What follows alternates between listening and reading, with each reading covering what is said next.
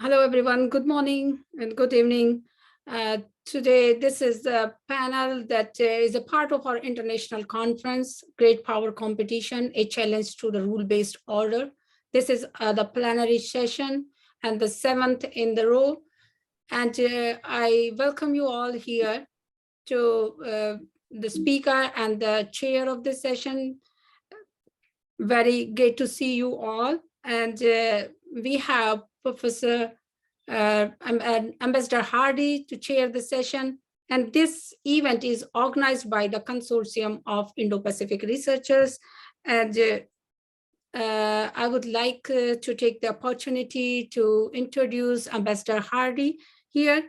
Ambassador Hardy is a Venezuelan scholar, diplomat, and public intellectual.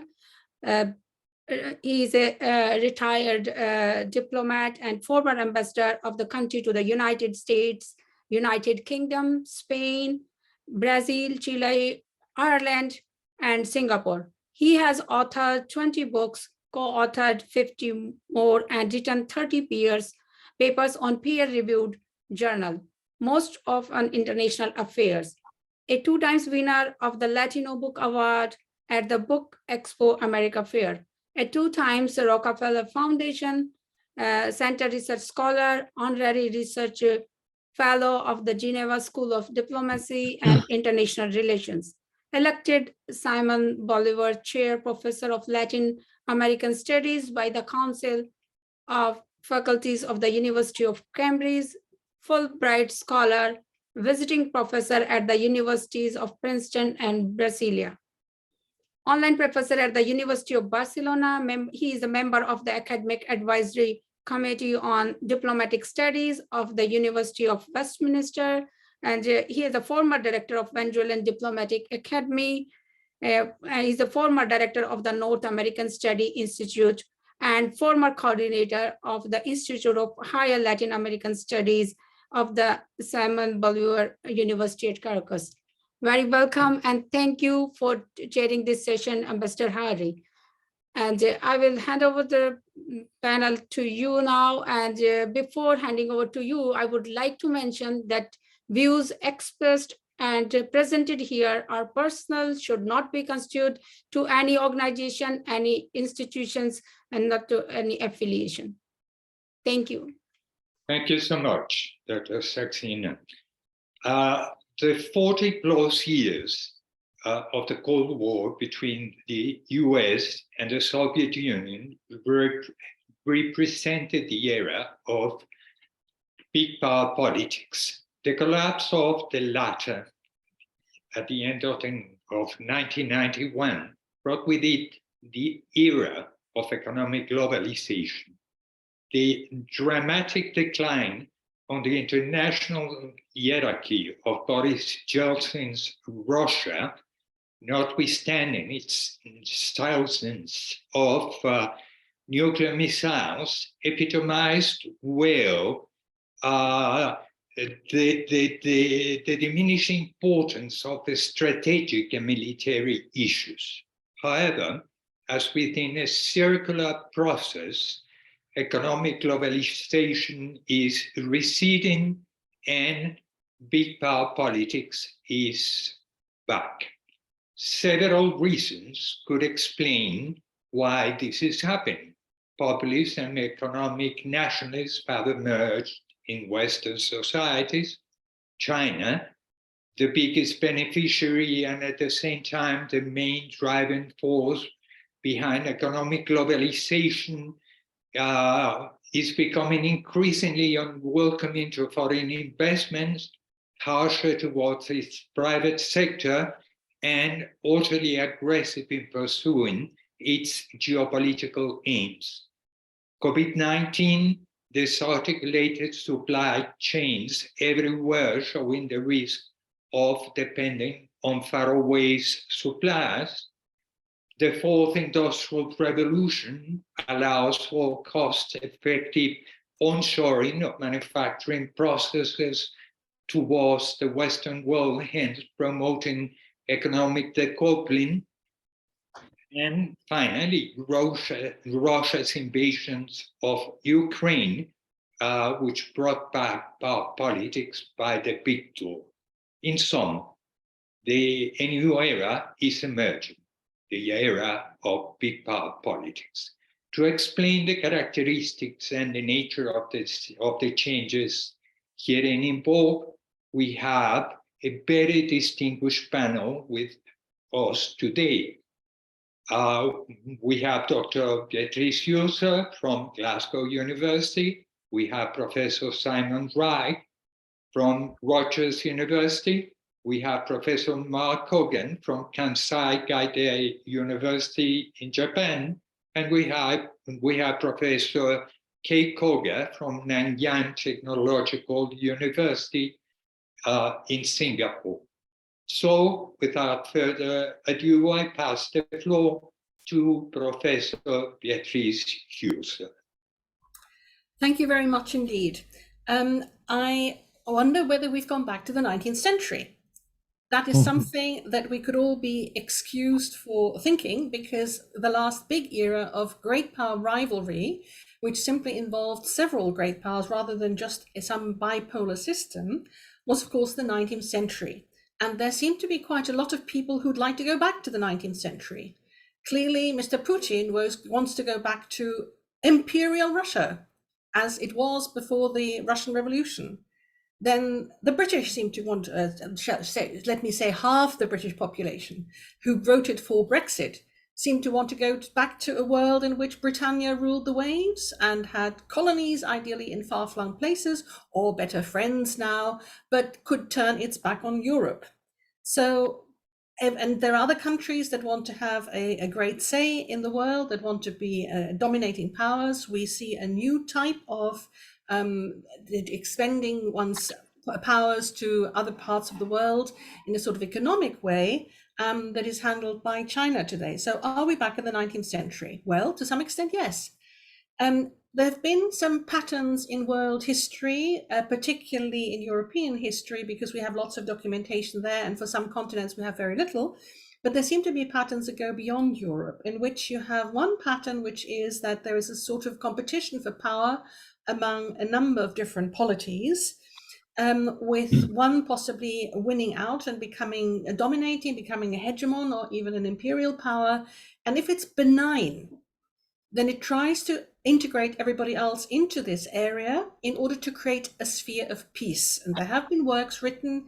One scholar who's a specialist on ancient Rome, who has argued that such empires can be very beneficial, but other empires are not that benevolent. So there is no doubt at all in the world that the Nazi empire, the German empire that tried to subject just about all of Europe to the power of Hitler and the National Socialist Party of Germany, was very malignant, was very evil, because it was not just there to conquer, but it was there to basically enslave or actually exterminate populations that were in the way of the prosperity of the supposed Aryan race. So empires as such can be a good thing if they create peace and if they create internal harmony. And there have been a number of empires that have been praised in that way in the past. The Persian Empire of Cyrus, for example, in antiquity. The Holy Roman Empire was pretty benevolent before it started tearing itself apart over confessional issues. And there have been some that have been quite positive. I'm quite a fan of the late Roman Empire myself, but there have been others that have been totally wicked. So the idea just of having one unitary big thing of the world has been challenged a lot of the time. And we must see that there are variations of this theme that people have tried to put into power, that have tried to deprive it of some tyrannical head. So in fact, the United Nations, that tries to encompass the whole world in a sphere of peace, has tried to create such a one sphere, such one empire without an emperor, if you like. The problem with that is that there is a second pattern that has emerged in the competition between different states, which is that a small number of states, tended to be around 5, which is why I call those pentarchies, the rule of the 5, have come into existence, where some 5 or so great powers, at the moment we're talking more about 3, think that they have the right to decide the fate of the world and to put order into the world, or somehow to decide the fate of the world among themselves for the rest of the world, overruling the interests of the rest of the world because they know better. They actually know best what's good for the rest of the world. And that, of course, is also enshrined in the United Nations, because there we have the Security Council. The problem with these pentarchies, and there have been three, there's been the one that was created in Europe after the fall of Napoleon in 1815, the Congress system, which actually worked for a while. Then the second was the Council of the League of Nations, which again tended to have around 5 member states. Some came, some went, but at any one time there were 5.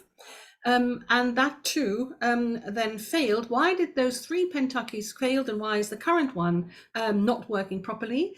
Because those 5 great powers who think that they have the right to sort out the interests of the rest of the world could tend to quarrel amongst themselves, and tend to find the United Nations Security Council, they tend to block each other because they all have the veto power. So that model doesn't work very well either. And then there is the worst of all models, in a way, which is that states fall back on when there are simply lots and lots of contesting and competing powers, because what they then do is that they play balance of power games, which in history, I can only come across one example where it was not the case, that saying that you wanted to restore the balance for power didn't mean going to war. So generally saying we want to restore the balance of power is a call to arms, a call to form alliances against another power or another alliance that one thinks is getting too big for one's shoes. So let's stop there and say what we're seeing is to some extent a return to such the ambition of trying to sort out the world by 5 powers, the United Nations Security Council.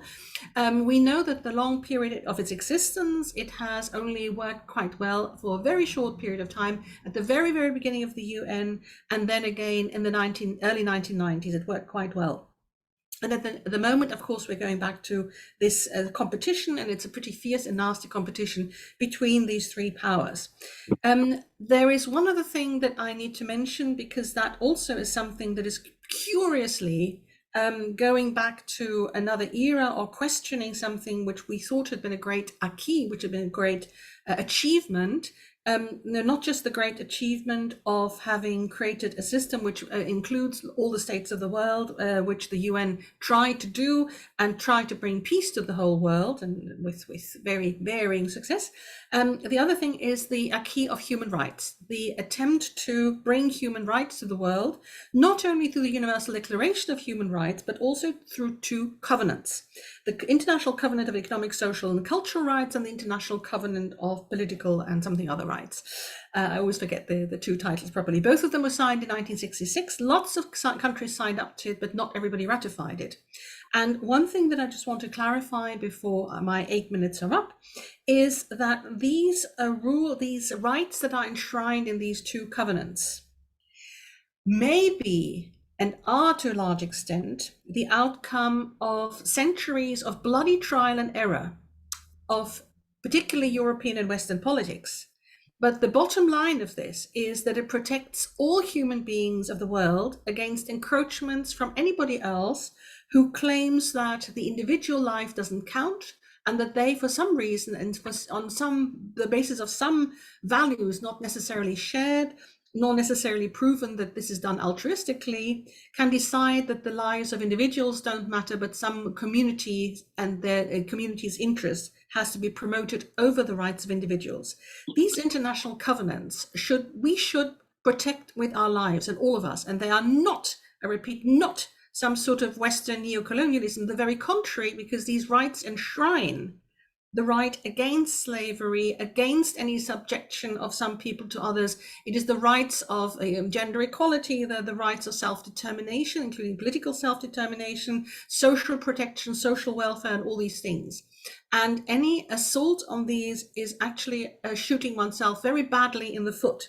And what we today see is that there is a curious polarization of civilizations the world over, of people who say these rights have to be upheld, and also the rights, the international rules that are enshrined in the UN Charter, despite this bizarre pentarchy effect of the Security Council, and those who somehow question them. and want to overthrow them. And those are particularly those who feel that there are revisionist powers and would like to use force in order to further their interest, or try to break some of the rules in order to further their interests. And then there is the absolutely curious and very misguided assault on human rights and individual rights that is particularly now upheld by a lot of Western powers, but also some like-minded countries in Asia, and Latin America and some other parts of the world, Australia, as though that was something that was an imposition on the rest of the world, when in fact it is the result of extensive Western self-criticism and the extensive Western reaction against centuries and centuries of oppression of the lower classes, of one particular agenda, and of the domination of upper classes of the lower classes, and should be upheld at all costs. And if that's under assault, we should really back off and say this must be protected by all means. And that should survive into the post-Ukrainian world and post-COVID system. Thank you. Thank you so much. Please, Dr. Professor Simon Wright. Good morning, and a pleasure to meet you all, and my thanks to Indo for organizing this panel. I find it very interesting listening. I sit here as an Englishman, but I sit in the middle of New Jersey, and it's like the American echo chamber, where I'm listening to Americans repeat things to themselves until it becomes commonplace and normal. So I'm delighted to be able to listen to a truly international panel and get a feedback. I found your comments very interesting, Dr. Heuser. The reference that you made to the 19th century. I want to depart from that and argue, in fact, that there has been a lot of discussion in the United States about the future of the global system, particularly in the aftermath of the pandemic and now the Ukraine war. And essentially that American style debate is divided into two components. The first is those who believe we're returning to a bipolar international system, and a second group that references a multipolar one. The former position, the bipolarity position, is best perhaps now summarized by Niall Ferguson, who refers to it as Cold War 2.0. For me, it's a very disturbing position because the analogies he draws to the Cold War, reference political situations in the 1950s, drawing an allusion between the Korean War and the Ukrainian War, and then an economic situation in the 1970s. I grew up in 1970s Britain, so I know exactly what he's referring to. But the sort of interbreeding of these, I don't find particularly helpful over a 40-year period. Others have suggested, as I mentioned, that it is a return to a multipolar system, and they talk about new nodes, new poles in that multipolar system. Kishore Mahbubani, for example, has been very vocal about that kind of position. But I don't find, pardon me, that position particularly helpful because, many countries such as India are not yet in a position to act as a pole measured in economic or military terms. Richard Higgett and I discussed what the dynamics of the global system, the emerging dynamics of the global system might look like in a recent article that appeared in Global Policy. And for those of you that may be interested in the article, I'm pleased to say it's free access. So you can go and reference it if you find my comments at all useful. We obviously, from what I've said so far, differ from both the bipolarity and the multipolarity arguments in describing the new dynamics. It's tempting for us as academics to pronounce wholesale changes are taking place. It's what we describe in the article as a heroic stance in which you claim, well, everything has now changed. What does the new system look like? But for me personally, the key question is, well, what has changed and what hasn't? And that's I argue, is a much harder question to answer, right? So you catch a lot of attention by making claims about wholesale changes. But basically, wholesale changes in the global system only historically happen as a result of global wars. And we are not obviously, we're not experiencing that. The argument that we make in the paper as part of a much broader project is that the origins of the current dynamic of change can be traced to before the pandemic and essentially can be traced back to the global financial crisis of 2008. Yeah. Since then, we've seen the development of two political alignments, which we refer to not as bipolarity, but as a bifurcation involving China and the United States. Those two countries remain by far the largest and most powerful states in the world, according to a whole selection of metrics, both economic and political. But this does not resemble the Cold War. This is not a world that is splitting in two, as Michael Schuman suggested in a recent article in The Atlantic. The Cold War system of alignments, involved the evolution of two political and economic blocs. Those blocs basically had little transit between them.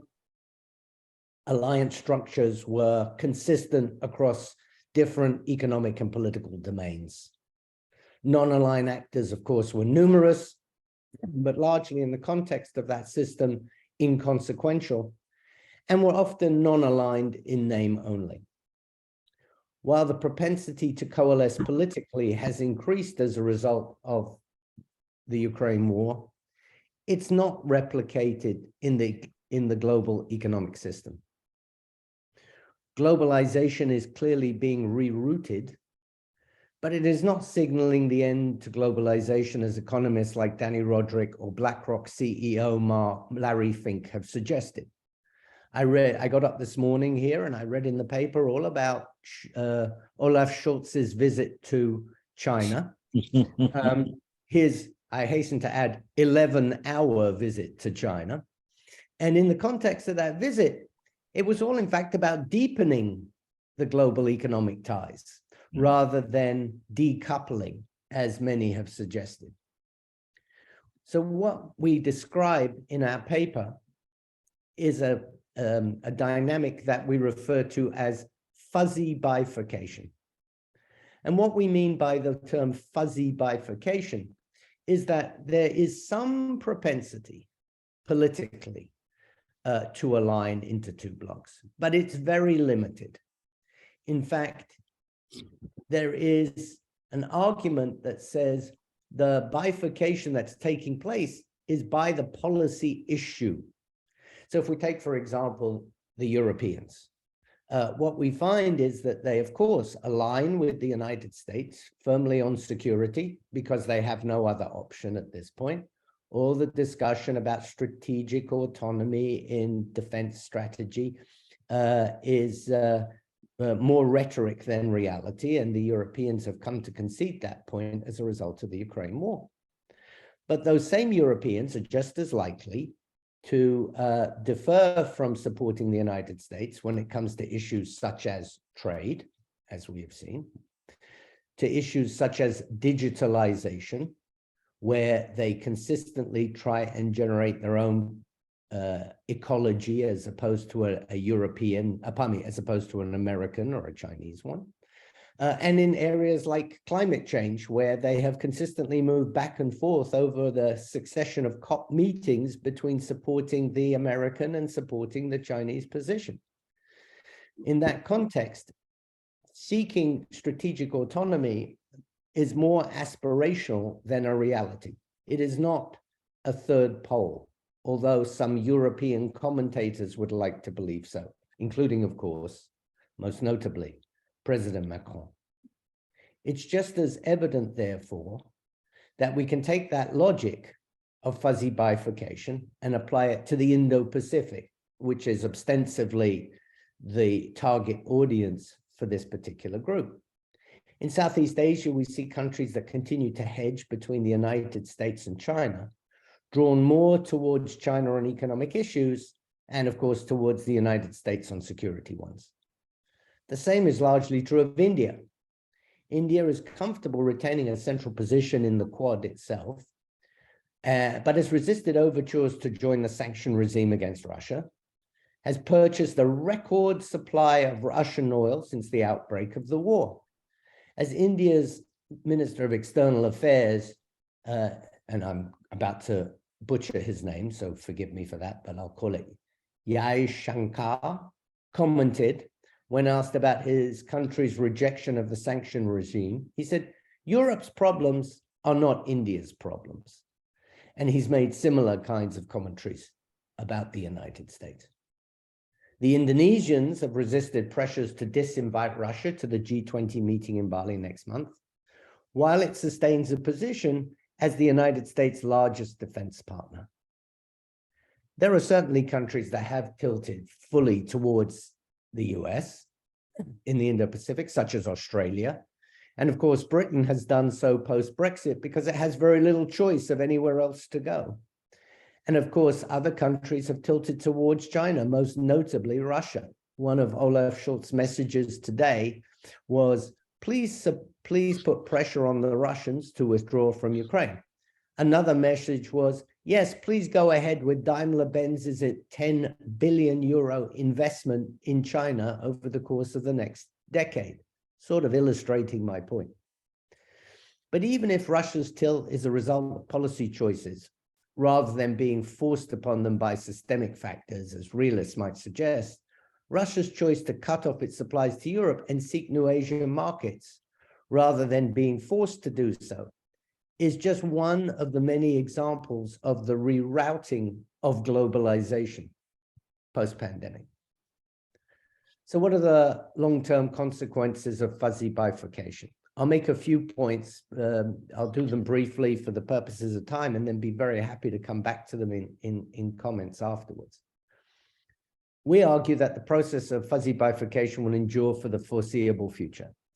As Ryan Haas has pointed out, despite the US's relative decline and China's unprecedented rise, they are so much more politically powerful, militarily capable, and economically resourced than any other country that is truly premature to speak of China overtaking the United States, as Kishore Mahbubani has suggested, or of bipolarity, or of a multipolar world.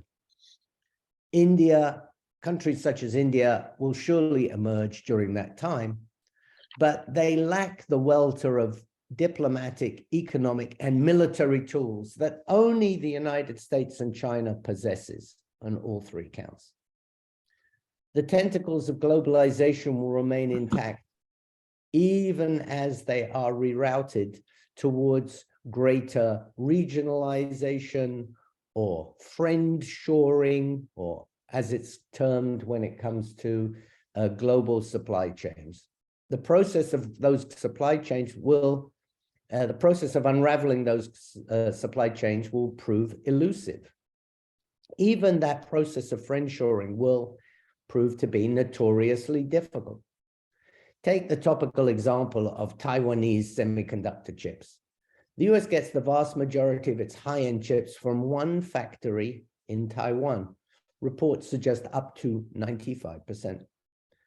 The Biden administration has passed legislation to develop and produce those chips in the United States.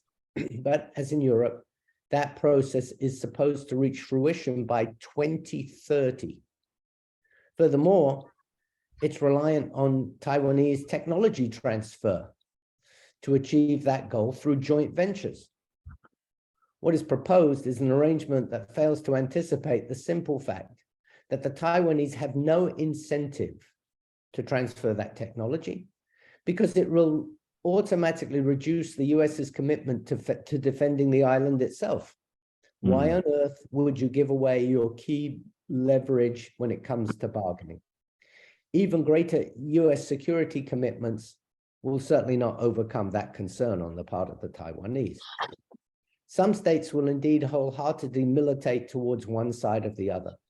Countries like the UK have no alternative, but the majority will resist that impulse, as the 35 countries that either abstained or rejected sanctions against Russia at the UN clearly indicates. And those countries included a long list: China, North Korea, Vietnam, India, Pakistan, Singapore, Thailand, Malaysia, Indonesia, and Cambodia, all from the Indo-Pacific. Right? Clearly, one broad aspect of fuzzy bifurcation that we're already witnessing, and this is really important, I think, for our discussion, is that small and middle powers will have greater autonomy to produce and implement their own grand strategies. That will result in greater hedging between China and the United States, with some balancing or bandwagoning depending on the policy issue. The recent example of the Saudi refusal to respond to US requests that it pump more oil provides an object lesson in the problem that both countries will face in managing their relationship with such small and medium-sized powers. So this will make for a markedly messier world, that the kind of rigid alliances that we saw during the Cold War will have to rely on diplomatic and economic tools in order to cope with this world. Of course, subsequent unanticipated events could shift that dynamic. But China cannot afford to simultaneously alienate the US and Europe until its markets in Asia, Africa, and Latin America are sufficiently large to offset the effects. But if Richard Higgett and I are right, then risk-prone behavior like the invasion of Taiwan is not as likely as those focused purely on security dynamics would anticipate. The lessons that China's leadership has learned from the West's response to Russia should reinforce the idea that both sides will compete intensely and will continue trying to disengage from each other's economies. But the cost of that wholesale withdrawal beyond those issues deemed critical, absolutely critical to national security, will prove far too painful to achieve. To conclude, China's and the US leadership are in for a bumpy, complicated ride. But the primary beneficiaries will be the smarter, more adept states who are capable of spotting strategic opportunities to manage risk and negotiate those new dynamics effectively. Many of them, such as India, exist obviously in a core to the Indo-Pacific. But this relatively simplified world of the Cold War, in which your primary concern was managing your allies, as Ken Waltz once suggested, is far distant. And we are not likely to replicate much of it moving forward in the near future. Thank you. Thank you. Please, Professor Kogan. Yeah. So I'm actually quite happy that I went next, because my discussion was going to, my comments were going to be about not great powers, but about small states or middle income states who seem to find themselves adopting a number of different strategies amid great power rivalry, or this new era of great power politics. And I can think, and this is as being a Southeast Asia specialist, I can think of no state that does a better job of navigating great power rivalry better than Thailand, who adopts what they call a bending with the wind kind of foreign policy. Whatever the way the bamboo bends, wherever the way the wind blows in politics, Thailand has done that. So I got to make a number of points, but the evidence of this, and perhaps this is good for Thailand, because their expertise will serve them well in a kind of great power sort of dominated world. But the history that between each countries, Thailand is a country that's had relations with the Chinese since the 13th century, when there were hierarchical relationships between the two, and that there's great migration between the two countries, and even though there was a sort of a hierarchy of states as it once was back then, there was a kind of symbiotic relationship between the two. When the West, much years later, landed on Thai shores, starting with the reign of King Chulalongkorn, who opened up Thailand a little bit to the West. Thailand directly benefited from it. And there was a slow, steady, if not painful, opening of the country to new opportunities, new technologies, new industries. But the shift came during the Cold War, the Cold War, where Thailand, weakened by the 1932 revolution that overthrew the absolute monarchy of the Chakriri dynasty, began a what they call a cult of personality around the monarch, Rama IX, and through a kind of military monarchy alliance, started to rebuild what was left of Thailand's monarchy, started rebuilding its ceremonial and head of state duties. And both the military and the monarchy benefited from not only this cult of personality that was built, but granted or gained legitimacy as a result. So the Cold War that was raging between the United States and Russia, and Thailand's subsequent anti-communist position, they were able to persuade convincingly to the United States that they should contribute to the industrialization, the modernization, the infrastructure of a modern Thailand, because Thailand is the only country that had not been colonized by others, and that it was a kind of last bastion of democracy in that particular period. But it swings, back and forth. The Cold War obviously doesn't last, forever, and China had opened up its borders in the late 1970s, and trade grew, and there was a kind of burgeoning relationship, not only between China and the military governments that occupied it, but of the monarchy. And they had a storied relationship where they referred to the Thais and the Chinese as brothers. High-level visits between the Chinese and high monarchs going to China on cultural exchange visits deepened.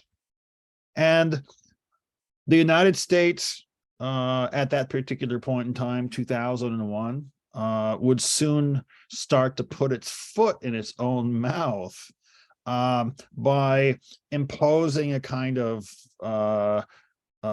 its own normative values on a very, very complex Thai society, or what was considered a robust internal domestic politics and a complicated foreign policy. So when there was a coup d'etat in both 2006 and in 2014, which overthrew democratically elected governments, the American position was to sort of back off, stop giving the Thais military aid, and push towards democratization again.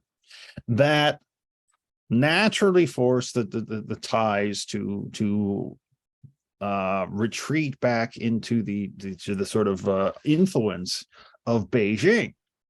And this has been going back and forth for a number of years. And a lot of people think because of the new Indo-Pacific economic framework and a renewed interest in purchasing American weapons like the F-35, that Thailand is back with the United States and is retreating from its position as an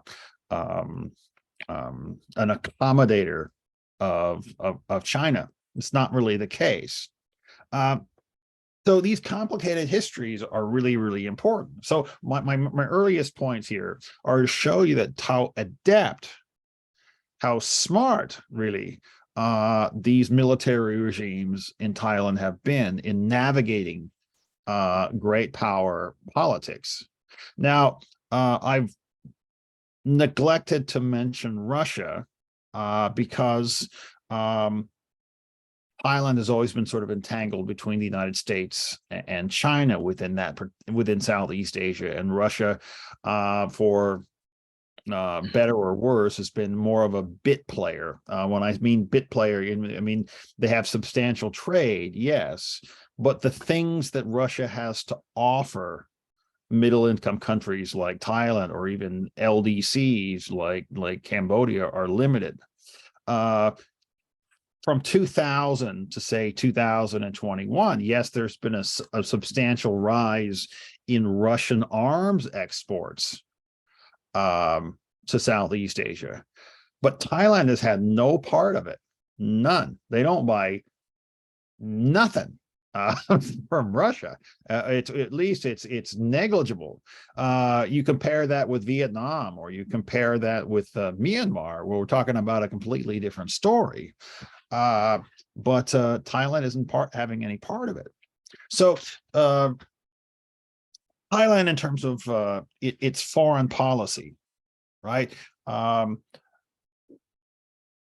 doesn't seem to organize itself around great power politics. In fact, in its national security strategy and plan, or between 2019 and 2022, it ends the end of this year. The national security strategy, which is sort of a preview of its foreign policy, talks more about security issues, domestic security issues, the preservation of the monarchy, the quelling and stopping civil unrest in the country. There's a fear of the democratic movement, the democratic protesters. They call it restoring and fostering unity and harmony in Thai society, which is just rhetoric for, controlling mass mobilization. The thing that's interesting about it is that Thailand, what they really, really want is to move away from superpower dominated discussions. And they want to move toward partnerships for economic prosperity. So Thailand has moved away from just seeking economic spoils from partnerships just with the United States or just with China, say through Belt and Road initiatives, or traditional partnerships with the United States, to working with Indo-Pacific partners like China, not China, India, Japan, and Australia. And in fact, even to a certain degree, looking west towards the African continent more and more. And they are looking at economic diversification. And that Thailand just signed up for the RCEP, the regional economic or regional comprehensive economic partnership, which connects a huge swath of the world's economies. And there are 15 economies, but they encompass a large percentage of the world's total GDP. And there's even talk recently about getting into the revised TPP that's on their radar. But Thailand has been focused on free trade, supply chain management with Indo-Pacific partners, namely the Quad partners, to get away from the trappings of great power politics, mainly, this navigation between China and the United States. One thing that I think is really interesting that shows you how Thailand is moving in another way, in an independent way, is the upcoming APEC summit in November. Biden is not going to be there. He's got a wedding, family wedding, and he's sending the vice president, Kamala Harris, to it. We were just recently announced that Vladimir Putin will come, and Chinese President Xi Jinping will be there. The agenda for that summit, in my opinion, will be hijacked because of what had happened at the trade ministers meeting and finance ministers meeting of APEC earlier on this year, where the trade ministers and the finance ministers were not able to issue a joint communique because of the impact of the Ukraine crisis. They sort of hijacked the meeting. So when the trade minister or the Russian representative at the trade ministers meeting tried to give his response, all of the Western partners basically walked out, or the Western partners of APEC walked out. So that's caused Thailand some anxiety. But the most interesting part about this is that Thailand has been laser-like focused on small economic gains. There is a trade deal, a trade partnership. It's kind of a free trade agreement between a large group of countries. I forget the acronym because it's 11:35 at night.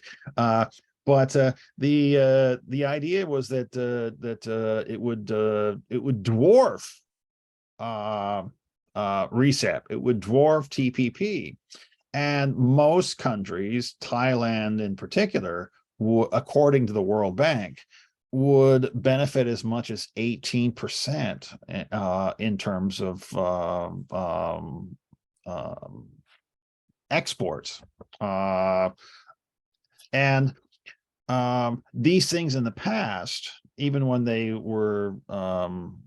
ratified RCEP, there have been dramatic gains, 18% in export increases over the first 2 months after the free trade deal went into force. So that was quite interesting. So Thailand is focused on creating an opening for this particular new free trade pact, and even if it doesn't go through, because they're fully aware that APEC will be hijacked by Ukraine, or the Ukrainian politics, that when the United States hosts it in 2013, they might get a little help in moving this thing down the road. But they're also focused on connectivity, right? They're talking about diversification of the Thai economy from a tourist-dependent economy. Now, how in the hell do great powers have anything to do with tourism? Well, the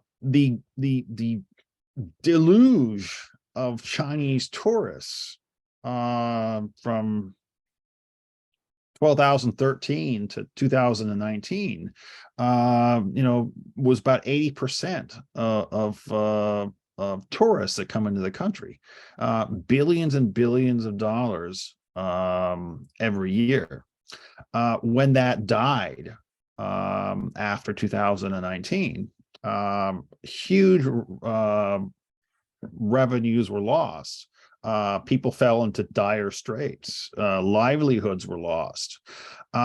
So the goal is, yes, in the short term, to get those Chinese tourists back. And yes, to get the Russian tourists back, right? To get the Chinese to give up that zero COVID policy, but to get the Russian tourists back. Russian tourists are the 7th most frequent visitors to Thailand, and they use APEC to try to persuade Vladimir Putin to allow this to occur, and let that $2.75 billion that flows into Thailand year over year, when it's at capacity, to resume.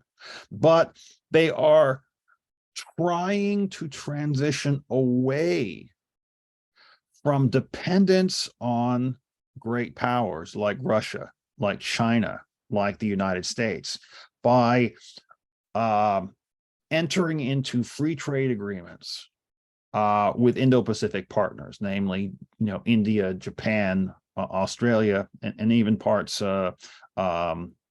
even to Sri Lanka and to the African continent, particularly Kenya, as an example.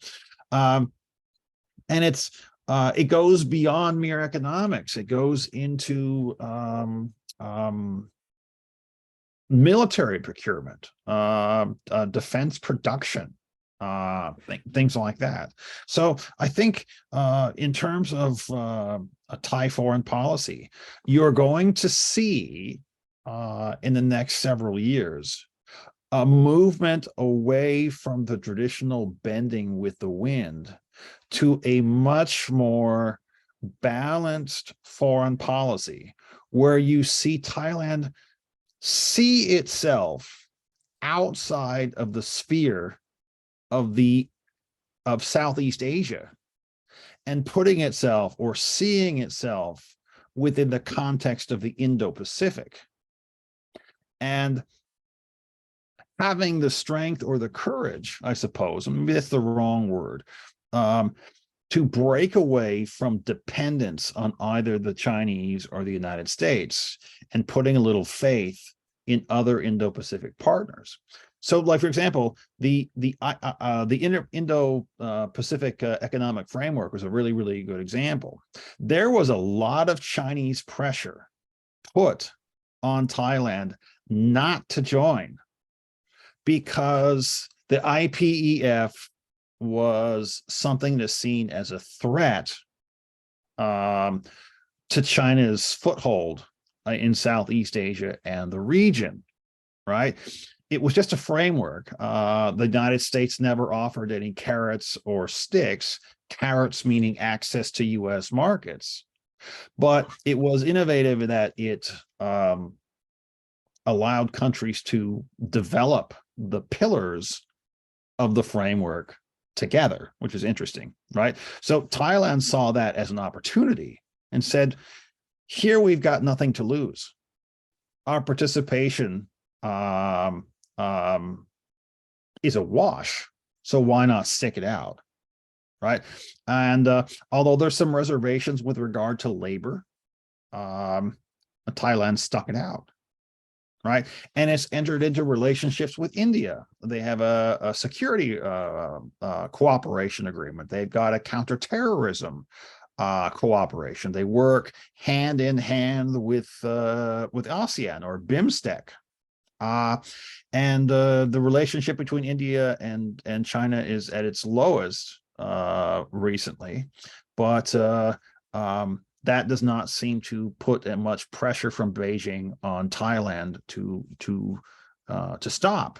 So again, I think that you're going to see Thailand move away from traditional relationships with the Chinese and the United States, and put more faith and trust in Indo-Pacific partnerships going forward. So I think, yes, they'll still bend with the wind, but it won't bend so quickly. Those are my comments. Thanks. Thank you so much. Then we have finally our last panelist from Singapore. Thank you very much. Thank you, Ambassador Hadi. I would like also thank to the organizer of the consortium of the Indo-Pacific researchers, particularly the Dr. Indu, for inviting me to the panel online international conference. So my kind of topic is more focusing on the world order, even though it's really difficult to define, but since the panel, the title is the world order after the pandemic and then Ukraine war, I'd like to put the emphasis on the world order. So first of all, even though I focus on the world order, I can't give a definitive answer in articulating the post-pandemic or post-Ukraine world order, as I'm still observing dynamics of the world politics, and also the Ukraine war is still ongoing. So it's not the really the definite answer or my kind of in-depth analysis on the world order. That said, I'd also like to argue that we are now witnessing a gradual but significant shift in the existing world order, and then there would likely be a multipolar world order in the future. And here the existing world order refers to the order that the United States and its allies and partners have largely shaped and constructed since the end of the Cold War, and which is generally synonym to the existing international rules-based order or liberal international order. The order consists of the set of, for me, its order consists of the set of rules and norms, which is generally based on the promoter's social and political values. The current world order has been sustained by the U.S. unipolar system, and since the United States has been the sole superpower. And today's shift in the world order is corresponding to the relative decline of the United States. So in my opinion, the COVID-19 pandemic and the Ukraine war are not the trigger of such shift, but rather the accelerator of the shift. And then let me quickly elaborate my understanding of the world before the pandemic and also the Ukraine war.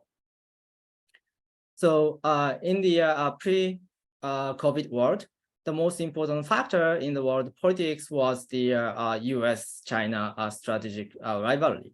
And although we did not see any imminent threats or dangers of it, we saw that there was normative changes that China posed toward the US unipolar world. The easiest example was the Belt and Road Initiative, BRI, by which China provided the infrastructure development assistance to developing states with a different set of rules and norms from that of the Development Assistance Committee, DAC, of the OECD. And while G20 reached an agreement with the principle of the quality infrastructure, which is based on that of the DAC, the implementation is a different matter, and then China does not necessarily follow through. And also, as the Chinese military and economic capability increased, the regional balance of power, if not the global one, was shifting toward China's favor in the relative term. So in response to the rise of China, the United States under the Obama administration emphasized the importance of the international order to constrain the Chinese behavior. And then at the same time, it sought for the areas of cooperation with the China. But it was not so successful, and the U.S. posture toward China became the tougher and tougher. And it was the Trump administration that made it clear that the United States would confront China as a revisionist power. And basically, the Biden administration took over this line of the strategic posture, and then the U.S.-China rivalry intensified. So at the beginning, observing the U.S. posture, the U.S. allies and partners were not necessarily aligned with the United States. But after they perceive the Chinese the assertive behavior more acutely, they have started to more closely cooperate with the United States, and they are they started to emphasize the importance of the liberal rules and norms, such as democracy, rules of law, and human rights. And the COVID-19 pandemic and the Ukraine war accelerated this trend, as I said, but they might have done this in a more negative way. So during the worst time of the COVID-19 pandemic, the communication and the diplomatic channel were restricted.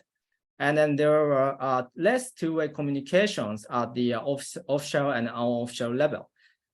We still need to conduct an in-depth study here, but these restrictions on communication facilitated the misperception and also misunderstanding, which further deepens the division between the states.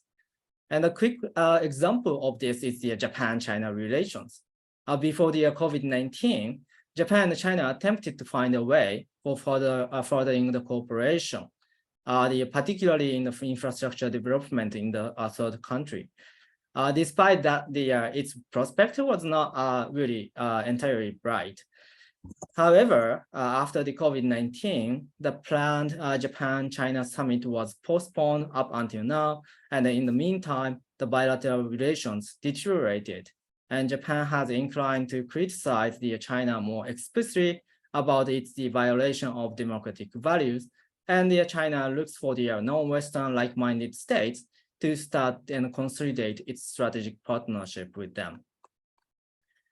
And at the same time, for its part, the Ukraine war is unintended consequences for the Russia, as the war has been prolonged much longer than the Russia expected. However, given the fog of war and as the war is still ongoing, I would not want to actually speculate any the outcome of for the war, but rather than focusing on the consequences of war itself, I'd like to focus on the important factors in terms of the shifting the world order, which is the reactions of the international community toward war. And I found it's interesting, except for the diplomatic condemnation against the Russia's aggression and the immediate ceasefire of the war, the international community is not necessarily united against this explicit violation of the international law, a violation of the state sovereignty of the Ukraine. And this implies that the international law is much weaker in the constraining state behavior than we hoped. And in order to maintain world order, relative power still matters. This is probably the other things we find out, clearly. And then these are also at the same time, both are the divisive factors. And if the current trend continues, the world is likely to be further divided, creating the multipolar world order. So this is not like multipolarity, but like the multipolar world order. Generally, there would be two major ones, a China-led one, and then the US/US partners-led order. But at the same time, each region may provide the third choice by eclectically choosing some the norms and rules from the both China-led and US-led orders. And in this sense, the world order would be different from the one we know under the US unipolarity. And perhaps we are seeing this trend in the Indo-Pacific region. The United States has consolidated strategic ties with its allies and partners that jointly advocate for the democratic values, albeit to the different degree. And China has its partners with the regional developing states such as Cambodia and Laos, that emulate the Chinese model of the economic and social development, generally prioritizing the state over the individuals. And on the other hand, other states, such as Singapore and Indonesia, attempt to strike the balance between those two major orders, and they provide a sort of way to avoid entrapment of the great power competition. So theoretically speaking, this trend is likely to continue until the US-China strategic competition reaches to the point where the powers are considered to be matched. As we used to live in the Cold War era, that type of the situation is not necessarily new, but the question is if we want such a divided order, and also how we can maintain stability in the multipolar world. This can be the point of the discussion, but I just think through the I think that the dividing order is to some extent inevitable, and because the non-great powers have now alternatives to choose, and then depending on their level of economic development and strategic circumstances, the choices will be different. So the question is more on the how to maintain stability, and if there are lessons that we can draw from the pandemic and the Ukraine war, we need to have the two elements. The one is the open channels of communication, which reduce the possibility of misperception and miscommunication. And the second one is the security dialogues for the arms control between the United States and China, as the management of their material capabilities will likely become more important to maintain the strategic stability in the Indo-Pacific and beyond. So this is just my kind of the quick reflection of the world order after the Ukraine war and then pandemic. So I'll stop here. Thank you. Thank you very much. Well, let me resume what has been said by the panelists. Professor Husser essentially mentioned that many countries, that it seems that a process of going backwards into the 19th century seems to be in motion. And Putin is clearly the perfect example of this trend. And to some extent, she believes indeed that this might be happening. Traditionally, in the 19th century, a small number of states, normally 5, so-called pentarchies, tended to define the rules of the game and tended to interact. Of course, within, and she believes indeed that a return to a pentarchy is clearly represented today by the 5 members of the Security Council, of the UN Security Council. Of course, this is a very particular pentarchy in which there is a veto rule that avoids that clear-cut rules of the game are defined. She emphasizes the existence of international covenants. These international covenants are seen by many emerging countries as expression of a Western imposed agenda, but she believes that these are fundamental rights and values that have to be preserved.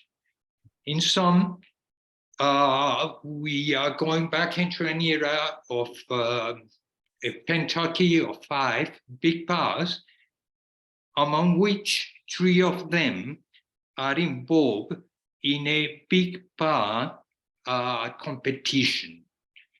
And within this context, values, the covenants are fundamental. Of course, this is very rapidly a summary of a very rich intervention. As for Professor Reich, he departs from the premise of going back into the 19th century. He talks about two positions existing within the United States today in describing the nature of the changes involved.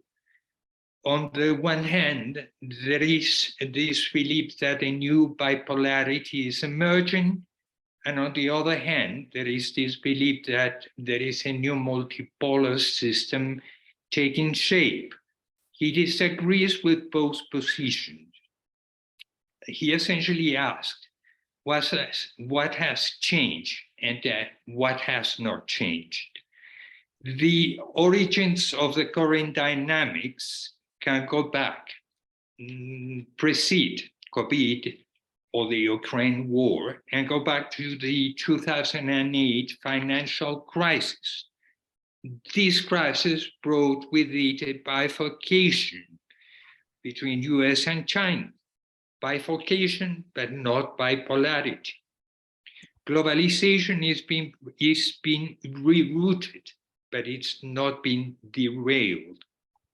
Hence, there is a state of fuzzy bifurcation in which states try to adapt, and smaller states try to adapt themselves, try to navigate within this fuzzy state of things. Smaller powers would be able to have a greater autonomy, and China and the US are within a bumpy road of which the beneficiaries would be small states that are able to navigate within this fuzziness. Professor Mark Kogan agrees totally with the ideas that small states, middle income states, can benefit by navigating between these big power rivals. And actually, he makes the case of Thailand as a perfect example of a country which historically has navigated between big powers rivalry to the point that it was never colonized. He does explain the merits of the Thailand system, which by giving us a masterclass in Thailand's history and why this is a country perfectly fitted to navigate between this new situation. Dr. K. Koga emphasized the world order as such. He believes that there is a shift from the current liberal order, of which the United States was the main supporter, to a new order, being the result of the decline of the United States and the emergence of China. This, of course, he mentions, preceded COVID, preceded the war in Ukraine. Since Obama's arrival, the United States has been involved in a containment policy towards China, which was, of course, followed by Trump, and it's currently being followed by Biden. COVID and Ukraine just accelerated this shifting process to which he referred. And at this point in time, we are being dragged into a bifurcation in which we will have a China-led order and a US-led order. two major orders that will compete among themselves. And for him, which is important, is to maintain a stability within this divided international order. So, in very broad terms, these synthesize the very rich expositions that the panelists have made. It is my impression that probably with the exception of Professor Koga, none of the previous three panelists seem to believe that there is a Cold War in motion between the United States and China. In the case of Professor Koga, he neither talks about a Cold War, he simply talks about two different led orders, but not necessarily of a Cold War process. There are many scholars that seem to believe that a Cold War between these two superpowers is already in motion. Among them, John Lewis Gaddis, which certainly could be considered as the biggest scholar on Cold War alive. He is supported by other scholars such as John Mersheimer, etc. There is a long list that doesn't make sense to quote at this point. I could among them mention Michael Beckley, or I could mention Branson, and definitely among the U.S. Security establishment, there seems to exist a belief that a Cold War is in motion. So my question to the four panelists would be the same, and I would invite them to reflect a bit of what do they believe that could trigger this Cold War between the US and China that, in their view, doesn't seem to be a fact at this point in time. So if we could go back in the same order as the panelists spoke before, and beginning by Professor Husserl, listening to their perceptions in this regard. Thank you very much. I must be brief because I'm not a China expert, and I really do think that the only people who would be positioned to give an answer to this would be somebody who's been very carefully monitoring also what the Chinese have been saying, and not just Xi Jinping, but also others. And I feel totally inadequate in this respect. Ambassador, you've given a fantastic summary of all our positions. One point that I'll just say that is a slightly different take on your question, which is slightly dodging the question, is that it may not be so much of a direct Cold War between the United States leading one part of the world and China leading another part of the world.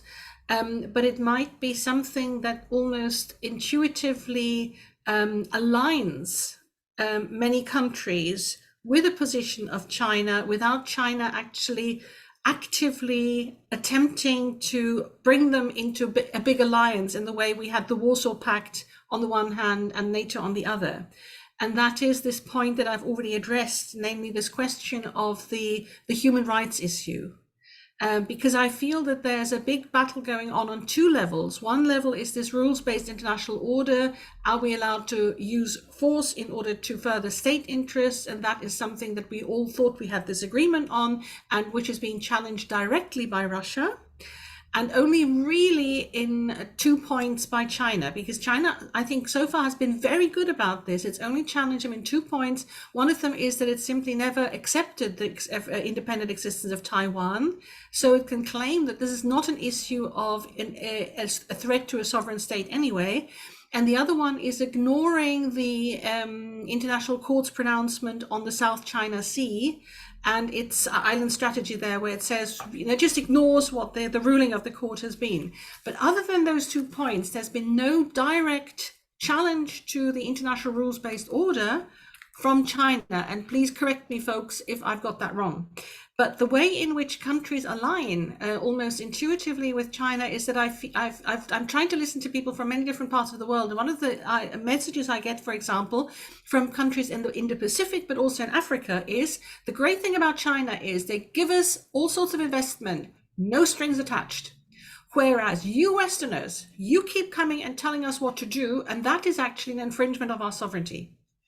You give us investment, you give us aid, you give us all sorts of things, but you insist that we do certain things with our politics, and we're fed up with that. That's neocolonialism. Even if it is actually promoting what we very much think to be in their interest, namely human rights and individual liberties and accountability of government and a division of the executive and the judiciary and all these sort of beautiful things that we greatly believe in. And that's where countries then sort of shift. I thought Professor Koga's explanations were very convincing in that case, and also I loved the Thailand story there, and I think it matched perfectly with what Professor Reich has been saying, that basically it's this economic side in which you have an alignment rather than a military and outright political alignment that is led by or driven by one country in the way in which Moscow drove world communism. And that's quite different from what the Cold War was about. Thank you. Thank you. I think it's quite interesting, Ambassador Hardy, that all the Americans that you quoted in your list are all realists. Okay, and in that context, they focus exclusively on the security dimension, and they largely ignore the economic dimension. I mean, this is a fundamental flaw in the argument, right? As I see it. I left Britain at the beginning of the 1980s to go and study in the United States for 1 year, because I was absolutely convinced that Margaret Thatcher would only last as prime minister for a year or so, and then I could come home to my real country. So here we are, 40 years later, and I still have learned from that lesson that I am not in the art of prediction. I am not very good at it. Yeah. I was taught in graduate school that social scientists do 4 things: understand, describe, explain, and then prognosticate on the basis of that.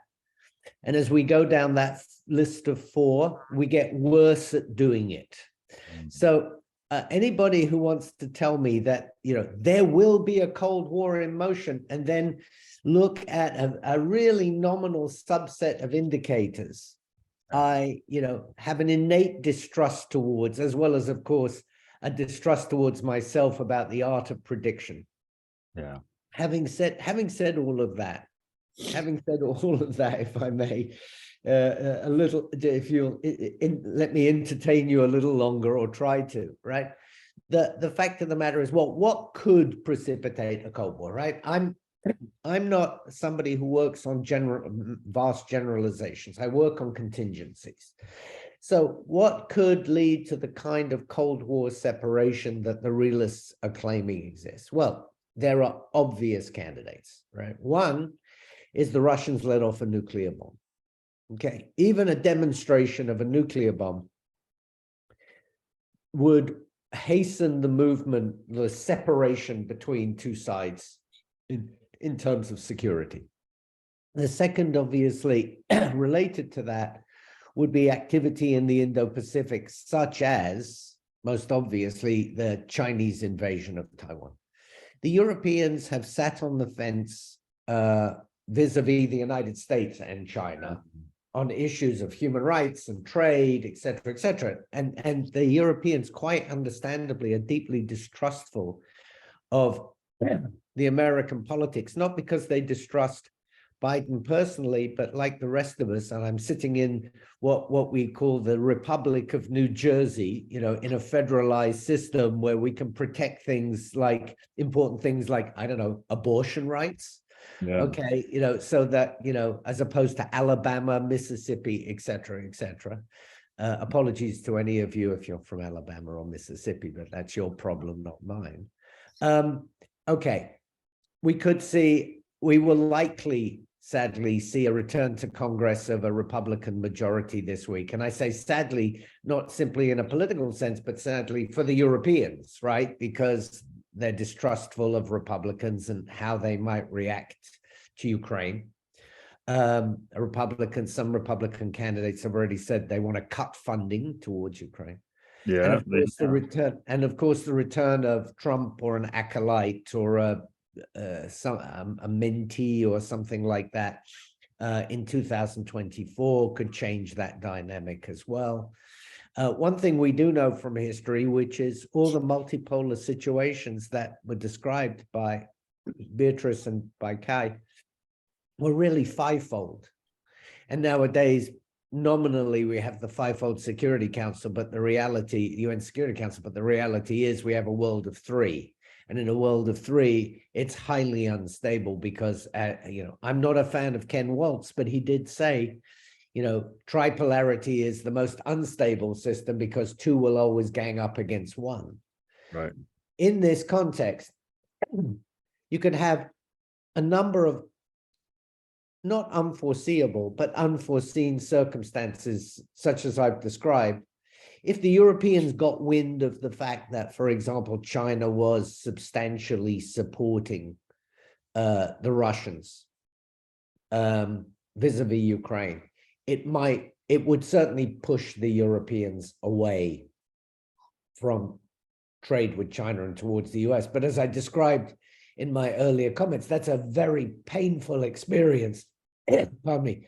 That'll be a very painful experience for the Europeans as they have to unwind their supply chains.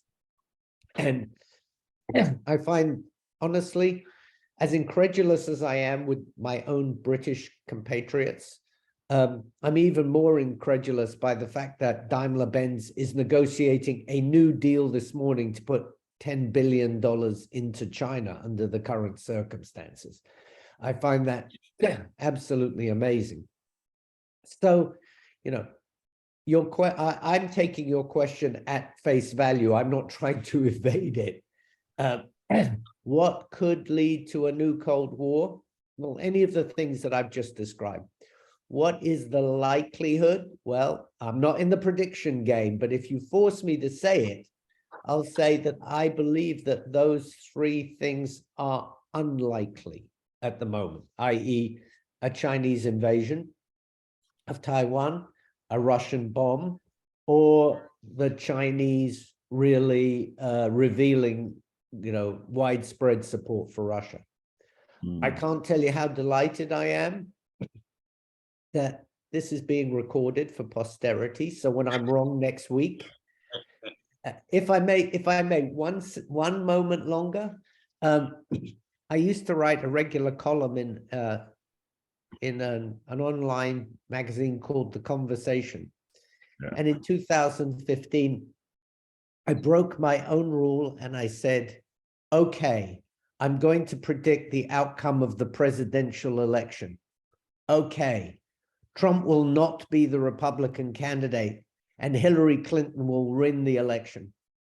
And the only thing that I can say that came out of that was beneficial was that I was quoted on that in Private Eye, the foremost satirical magazine in the UK. And although, you know, it's a terrible thing to be shown up in public, you are nobody in Britain until you have been skewered in Private Eye. So I conclude on that comment. Thank you. Thank you.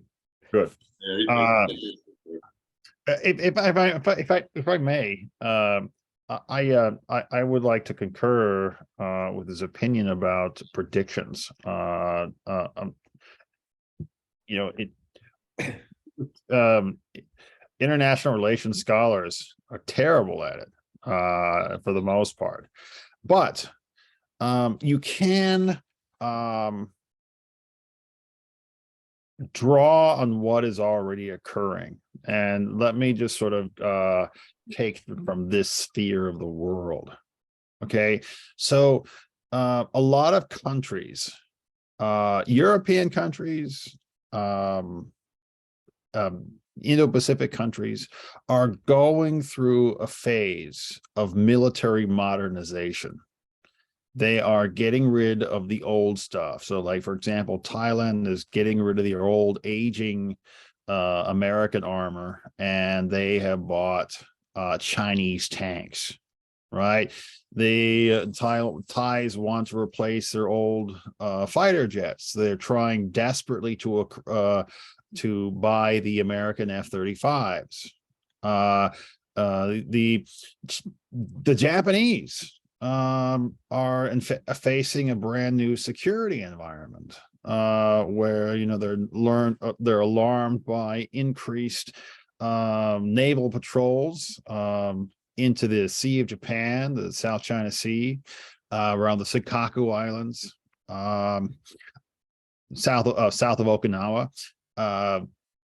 They're receiving or having to scramble air self-defense forces in record numbers to respond to breaches of airspace by both Chinese and Russian jets. And you see a convergence of military drills between Russia and China in Japan's northern territory. So this has sparked a little bit of a change in Japan's defensive posture, meaning they're likely very soon to exceed 2% of GDP on defense spending. And other countries are responding in kind to perceived Chinese threats. The announcement of the Chinese military base in the Solomon Islands has called new attention to the West's abandonment of the Pacific Islands. So if it's not a Cold War that we're going to see, and I'm going to punt on that question. You can see a brand new defense posture, right? And a willingness for countries to prepare themselves for a brand new security and defense posture, right? The Japanese are a very, very good example of that. And Australia is now becoming a very good example of that because of the Chinese Pacific threat with regard to the Solomon Islands. So I think that those are the things you can sort of guarantee are going to occur, that China is going to move from just having a handful of military outposts, perhaps in the Horn of Africa, to Djibouti, to the Solomon Islands, but potentially having a lot more. One at the Hambantota port in Sri Lanka, or the naval base in Cambodia. So these things are changing the security postures, and they are resulting in increased military spending across the board, and modernization across the board, and partnerships across the board. Thank you. Yeah. Professor Gogan. Okay, thank you very much. So since the IR scholar is not really good at the predicting the future, I can't actually say like exactly like the what's gonna happen, or like what's gonna be the one kind of factor that the facilitate the formulation of the Cold War. But I would say I think the basically this the points has been already well described or well explained.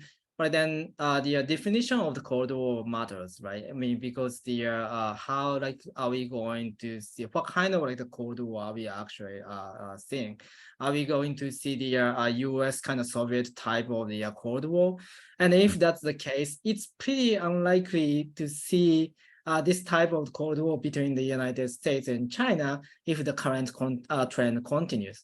I think they are actually contesting over the order, and then also they are contesting about their sphere of influence. But then they are not actually engaging the militarily, and they are not actually cutting down all the kind of trades or the political communication and so on and so forth. So I guess my point is that the order and also the Cold War is a little bit different, I believe. But then I actually agree with Professor Simon said about if there's a certain kind of crisis happens, then probably like there might be really the Soviet US type Cold War. That is I agree that if China attacks on the Taiwan, without getting provoked by the Taiwan, or like if the Taiwan remains silent, and if the China actually engages the war with Taiwan, then that would be actually I think the deal breaker for all the I mean United States and also its allies. I guess it is not going to be accepted by all the U.S. allies and partners. I mean, particularly the neighboring countries, including the Japan. So that is the big indicator, and then the other one is probably the military attack or the armed attack on the U.S. allies and also the partners, particularly the U.S. allies. And then that is going to be the big factor that they facilitate the Cold War type, the relationship between the United States and the China. So but like again, I also agree like these are unlikely. I think what probably like the China is going to do is China is going to probe. Try to kind of see what's the red line over the territorial disputes in the East China Sea or South China Sea, and also Taiwan. And then if there's gonna be the big kind of pushback coming from the U.S. allies and the United States, they would probably like try to find the point where they are not going to get the hit back by them. So I guess it's unlikely, but then probably those kind of the military crisis, if that happens, then the Cold War type relationship would actually start. Thank you, Dr. Koga. Dr. Saxena, I think that you know how are we in terms of time, so perhaps you should lead the Q&A session. I don't see any question in the chat, but if any of our audience here, if they want to put any questions, please feel free to post your question or to ask your question directly to the speaker. As Ambassador Hardy, if you have any questions, so please shoot it out, or else we will wrap up the session.